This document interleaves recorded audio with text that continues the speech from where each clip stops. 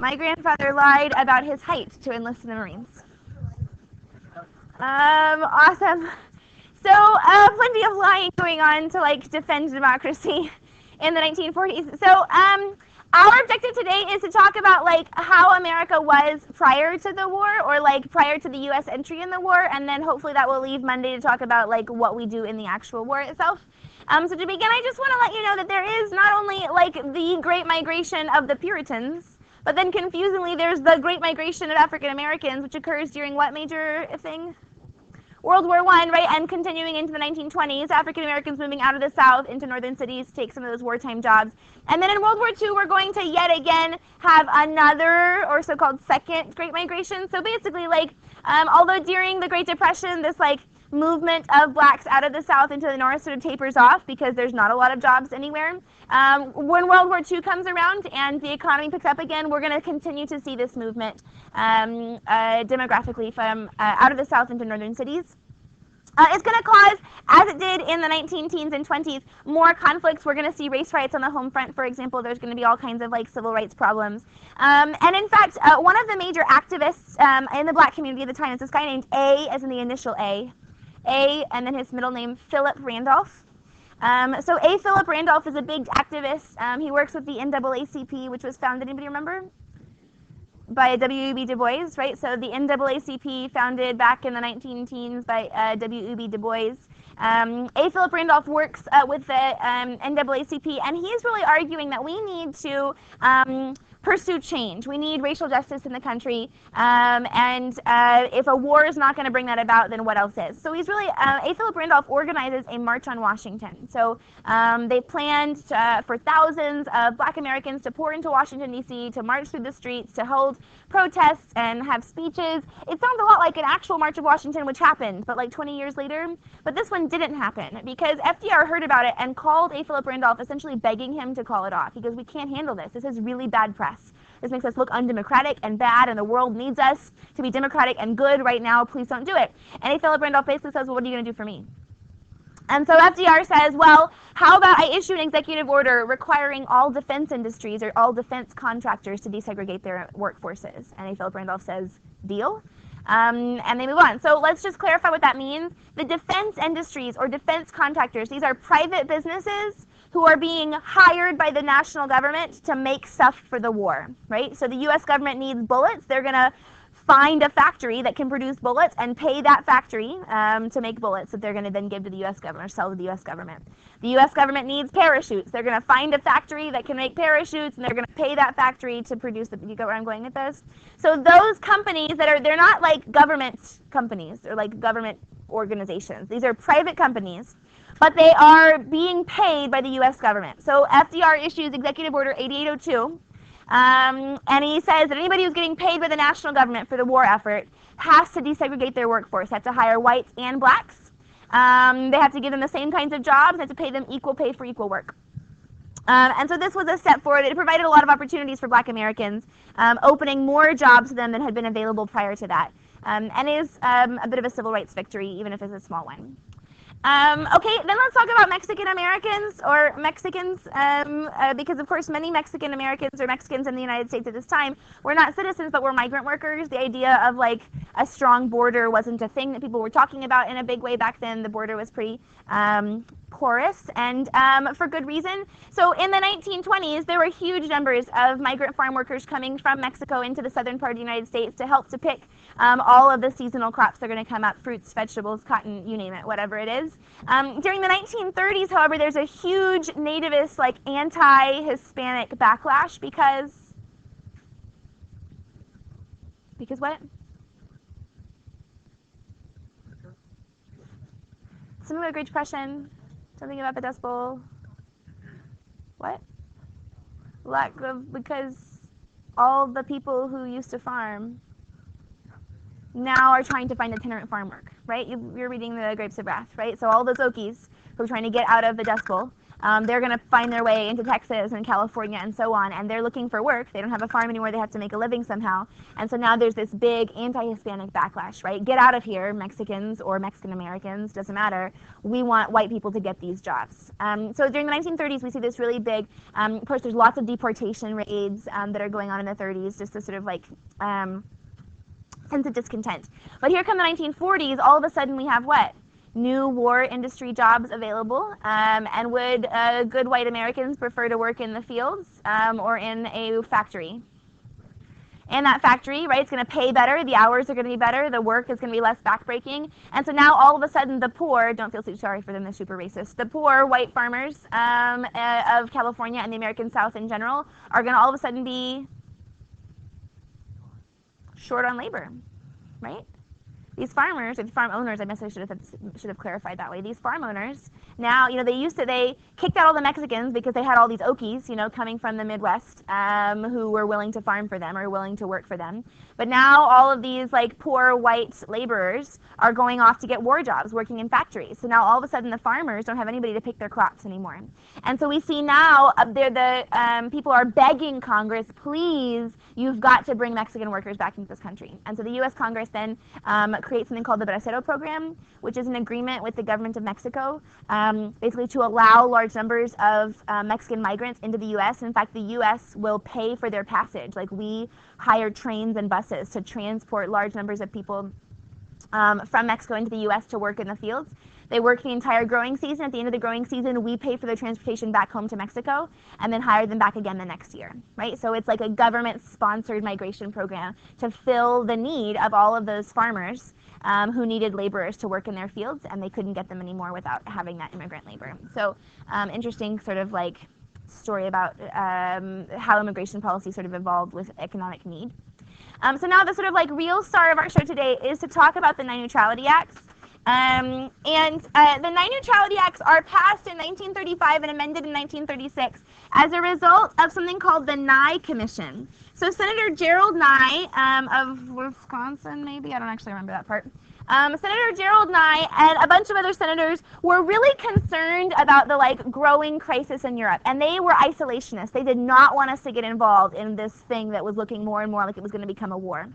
And so they created this commission to kind of research what they thought had caused the U.S. to get involved in World War I, right? World War I wasn't our fight, so how do we get dragged into it? And they came up with a whole bunch of conclusions. Their biggest and most sensational conclusion was that the U.S. got involved in World War I as a result of the so-called merchants of death. The merchants of death. And basically merchants of death are going to be factory owners who profited from the war. That the U.S. was pushed into the war because a bunch of factories stood to make a lot of money if we began to produce more bullets and tanks and airplanes and whatever else it was that we were making in World War I. So they were really critical of these wartime industries. So they thought that we shouldn't be providing weapons for a war that wasn't our fight. They also were critical of the debt situation. Remember we talked about how because the British agreed to pay us for the value of German trade, that we ended up with a stronger commercial tie with Great Britain, and they ended up in a lot of debt to us. So we kind of felt like we wanted them to win so they could pay us back our debts. So the Nye Commission is also really critical. We shouldn't be loaning money to countries that are at war. It's going to draw us into the war because we're going to want them to win. And then they were looking a little bit about American transport of goods on ships. So the Lusitania and the Sussex and other examples of times when American shipping or American passengers had been threatened by this war and had caused us to get upset because of whatever. So they're going to then draft, again, this 1935 and 1936, a series of laws called the 9 Neutrality Acts. And the goal, as I'm sure you are smart people and are able to gather, was to promote neutrality, right? It's literally in the name. So the 9 Neutrality Acts are going to have a couple of things. The first thing says that we are not going to make any loans, so we're not going to loan any money to belligerent nations. What does that word mean, belligerent? Kind of. It's countries in a state of war, right? So belligerent countries are countries in a state of war. So if it doesn't, they don't have to be at war with us, but just countries who are at war with someone, we're not going to loan them any money. No American banks can loan them any money under the Neutrality Acts. Then it says that we will not trade any weapons with belligerent countries. So we're not going to sell them any weapons, no ammunition, guns, tanks, battleships, no means of war will we sell to belligerent countries. We don't want American industries to profit from the ongoing war. Those merchants of death should not be able to make any money off of a war that will make them want us to get into more war. So no arms trade. Then all other trade, so like other than arms, weapons, we could still sell them, food or clothing or vacuum cleaners or whatever. So anything besides weapons we can trade, but all other trade will have to be on a cash and carry basis only.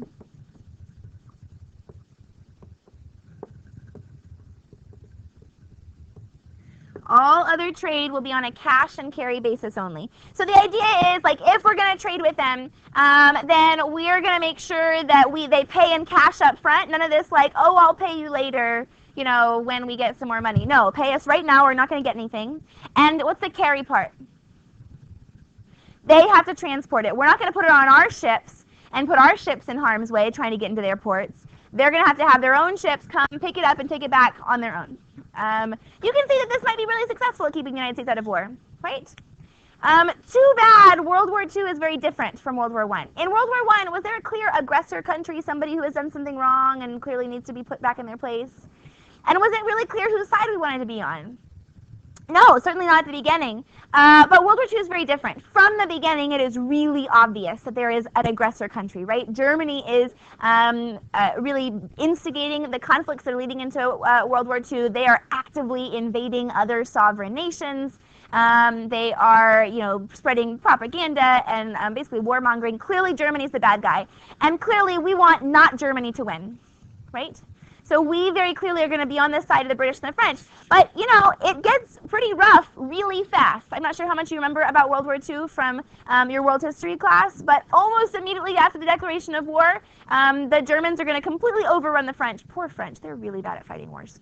They're going to completely overrun the French. And then basically it's going to be Britain versus Nazi Europe. Not even Nazi Germany anymore, just Nazi Europe. So it's going to get rough really fast. But okay, so in 1937... we're going to go ahead and amend the Neutrality Act because it's looking worse and worse. Hitler has risen in Germany. The Anschluss has happened, which is when, I can't spell that and talk at the same time, Anschluss. Which is when Germany takes over Austria. If you see The Sound of Music, it's all about, the end is about the Anschluss. So when Germany takes over Austria, like bloodlessly, but also Austria didn't exactly have the option to say no. So that's going on. It's pretty clear that that's what's going on in Europe. And so there's this sense, well, maybe we could just sell a few extra guns to the British and the French. It might help them. Maybe they could defend themselves. So they're going to amend the Neutrality Acts, and they're just going to kind of like just get rid of that particular line. So fine, we'll trade whatever they want, even guns, but still no loans to belligerent countries and all of the trade on a cash and carry basis only, right? All trade on a cash and carry basis only. Then it gets worse. So in 1939, the war begins officially in Europe, right? Germany invades Poland on September the 1st, 1939. After a whole bunch of other bad stuff happening, the British are and the French are fine, we'll declare war. So 1939, the war begins. Almost immediately, Germany takes over France, and the Battle of Britain is going to begin.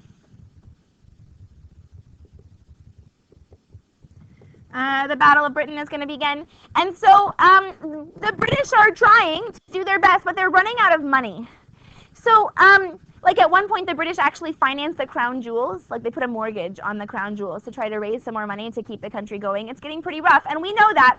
And so FDR, who is really good friends with Winston Churchill, who is the Prime Minister of England at the time, FDR convinces Congress to amend the Neutrality Acts again. And this time, basically, they put a little asterisk right here next to the cash part.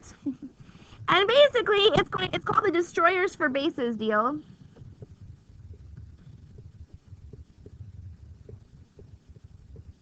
And the Destroyers for Bases deal basically says, okay, well, we can't loan you any money or give it to you on credit, but what else can you pay us with? And Britain's like, well, we have 1,000 colonies around the world. Would you like some naval bases? And we're like, sure.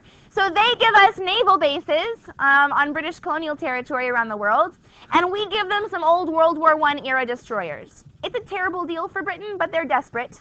And it's really more symbolic than anything else. So very quickly, let's finish up with Lendlease. So then in 1940, things get really, really bad for the British. Like the war is going poorly. We're worried the British are going to fall.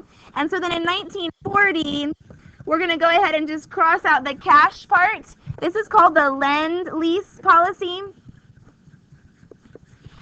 Roosevelt sells it by using this analogy. He says, you know, if your neighbor's house was on fire, would you make them pay for your garden hose, or would you just lend it to them?